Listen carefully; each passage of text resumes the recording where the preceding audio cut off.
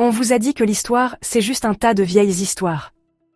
On vous a fait croire que le passé n'avait rien à voir avec vous. Mais si je vous disais qu'un seul livre contient le plan pour le leadership, l'échec et la rédemption?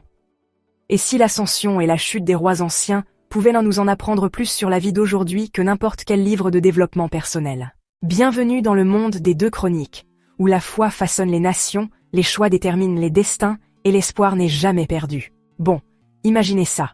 Vous êtes un roi, vous avez le pouvoir, les richesses, un palais chic, peut-être même un lion de compagnie juste pour l'esthétique.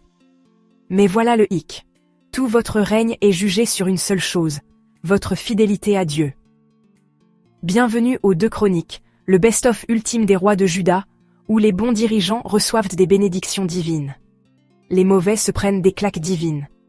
Et quelque part entre les deux, le destin de toute une nation est en jeu. Contrairement aux 1 et 2 rois, qui couvrent à la fois Israël et Juda, les 2 Chroniques se concentrent sur le royaume du Sud, se penchant sur les hauts, les bas, et les décisions à se taper la tête contre les murs de ses dirigeants.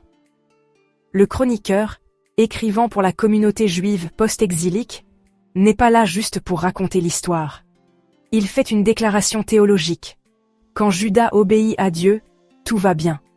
Quand ils ne le font pas, eh bien Babylone arrive. Salomon commence les choses avec sagesse, richesse, et la construction du temple, le cœur spirituel et politique de Juda.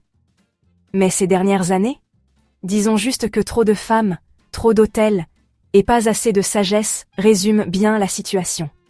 À partir de là, on a un défilé de rois qui soit remettent Juda sur les rails, soit en font une zone de désastre adoratrice d'idoles. Asa et Josaphat, de solides réformateurs. Joas commence fort, finit dans la corruption. Ézéchias, une légende absolue. Il ramène le vrai culte et tient tête aux Assyriens comme un chef. Son fils Manassé, le pire, jusqu'à ce qu'il ne le soit plus. Parce que, rebondissement inattendu, il se repent en fait, prouvant que personne n'est trop loin pour la rédemption. Mais, au moment où on arrive à Sédécias, c'est la fin du jeu. Juda ignore tous les avertissements prophétiques, sérieusement, Jérémie était juste là. Et les Babyloniens débarquent, laissant Jérusalem en ruine. Pourtant, les 2 Chroniques ne se terminent pas dans le désespoir. Au lieu de ça, ça se termine avec un rebondissement. Cyrus le Perse émet un décret, donnant à Juda une seconde chance. Le message ? Les promesses de Dieu tiennent, peu importe le nombre de fois où les gens se plantent. Ce livre n'est pas juste de l'histoire ancienne. C'est une masterclass en leadership, foi et conséquences.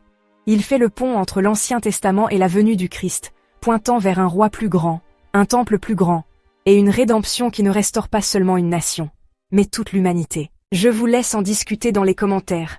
Quel roi des 2 Chroniques ferait le pire politicien moderne? Soutenez-nous en vous abonnant si ce n'est pas déjà fait. Prenez soin de vous, prenez soin de vos proches, et je vous dis à très vite dans une autre vidéo.